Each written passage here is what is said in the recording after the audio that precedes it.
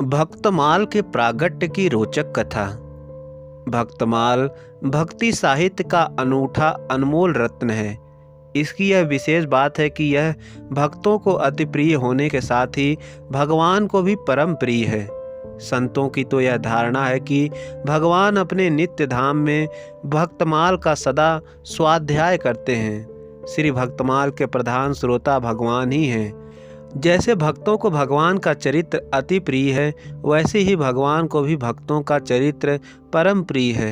सत्य तो यह है कि भगवान अपने से अधिक भक्तों का आदर करते हैं। मोते संत अधिक कर लेखा।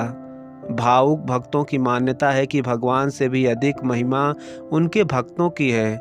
मोरे मन प्रभु अस विश्वासा, राम ते अधिक राम कर दासा।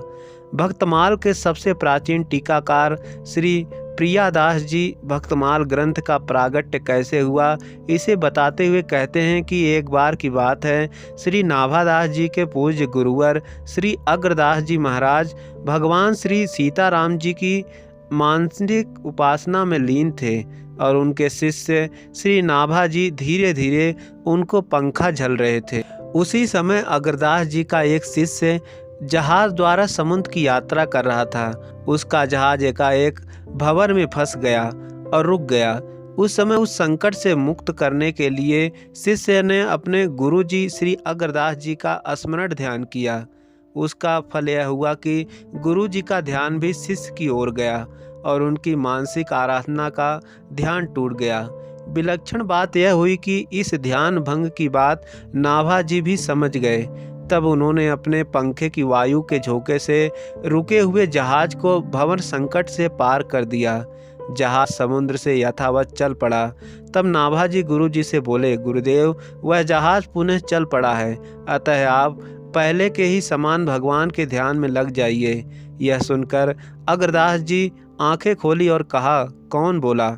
नाभा जी ने हाथ जोड़ करके कहा, वही आपका दास जिसे आपने अपना प्रसाद दे दे करके पाला है। नाभा जी की इस बात को सुनकर अग्रदास जी के आश्चर्य का ठिकाना न रहा और वे मन ही मन सोचने लगे कि ओह, इसकी ऐसी ऊंची स्थिति हो गई है कि वह मेरी मानसिक सेवा तक पहुंच गया है। आश्चर्य है कि इसने यहाँ बैठे ही बैठे दूर स्थित समुद्र में होने वाली घटना का प्रत्यक्ष कर लिया और यहीं से जहाज की रक्षा भी कर ली। फिर विचार करते ही उनके मन में बड़ी प्रसन्नता हुई। वे यह जान गए कि संतों की सेवा तथा उनसे प्राप्त प्रसाद भक्षण की ही यह महिमा है कि इसी से इसे ऐसी दिव्य दृष्टि प्राप्त हो गई है।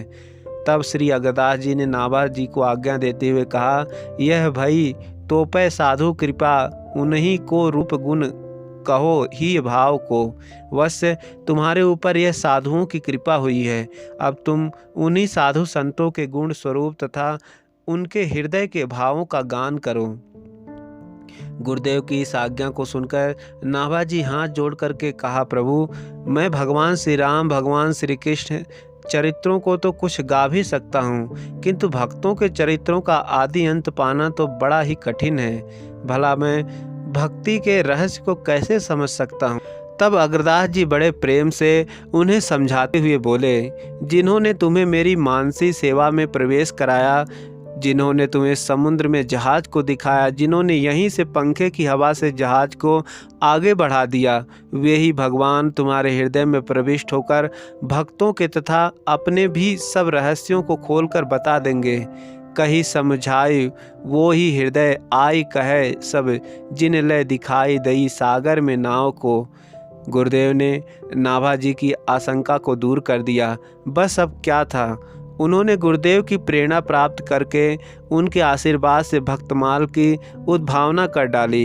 इस घटना का वर्णन उन्होंने अपने ग्रंथ के प्रारंभ में इस प्रकार किया, श्री गुरुदेव अग्रदेव आज्ञा हुई, भक्त जन को जय गाय, भव सागर के तरन को नाहिन और उपाय।